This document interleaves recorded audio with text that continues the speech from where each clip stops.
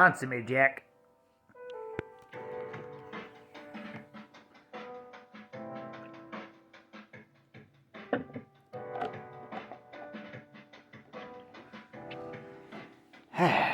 Chili and rice, it goes down nice. It's Comics and Shots, a completely improvised semi-comedic musing by Howard Stern's Mick the Nerd, aka YouTube and TikTok's Mick the Maverick. Or Mick the Man. And possibly just on YouTube in the future with that stupid ban coming. I don't have much of a following on TikTok, but I like being here, but yeah.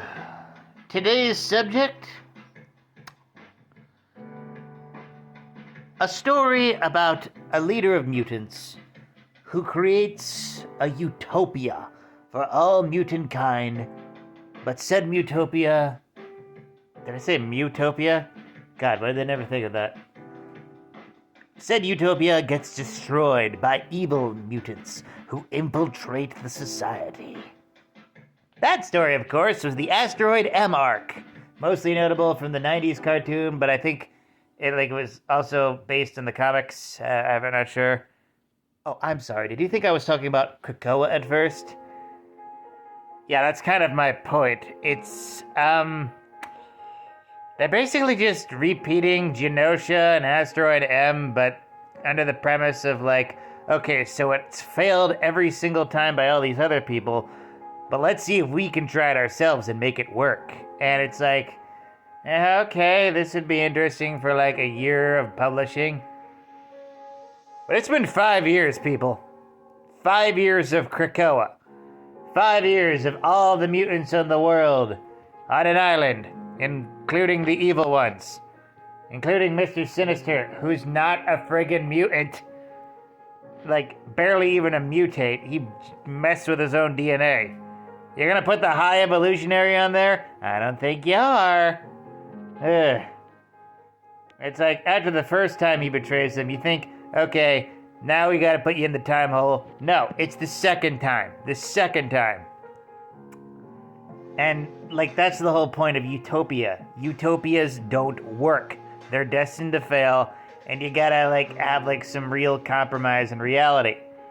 And, the people of Krakoa, they think they're doing compromises by allowing the evil mutants to come here too, but that's not really compromise. That's more just working with bad guys to make your nation stronger. And that's just being as bad as the human societies that you try to fight against.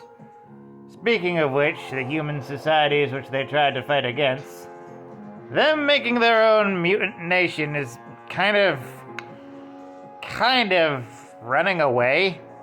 I preferred them in New York. I do. I thought it worked better with them trying to make a better world for mutants and humans together in America, while living in America. By having them move away, you're basically having them run away from the fight, essentially, sort of.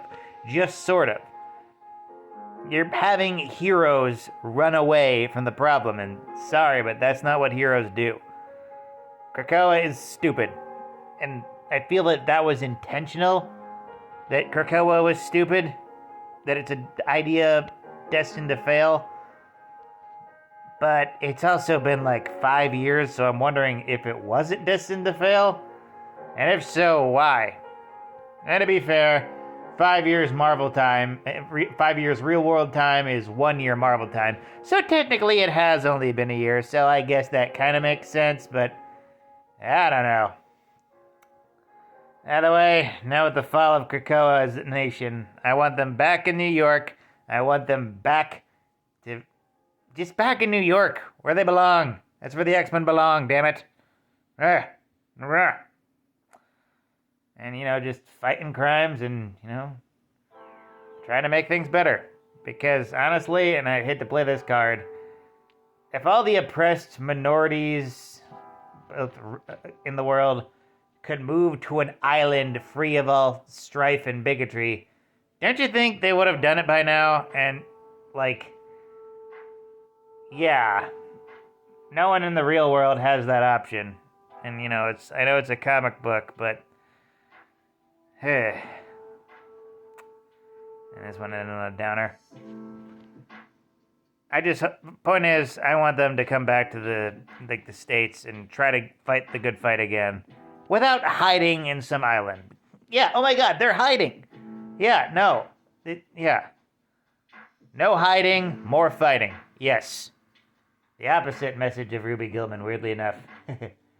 With that, like, comment, and subscribe. Donate if you're feeling nice. And always remember, praise be to the blood elk and fear the stabbopotamus.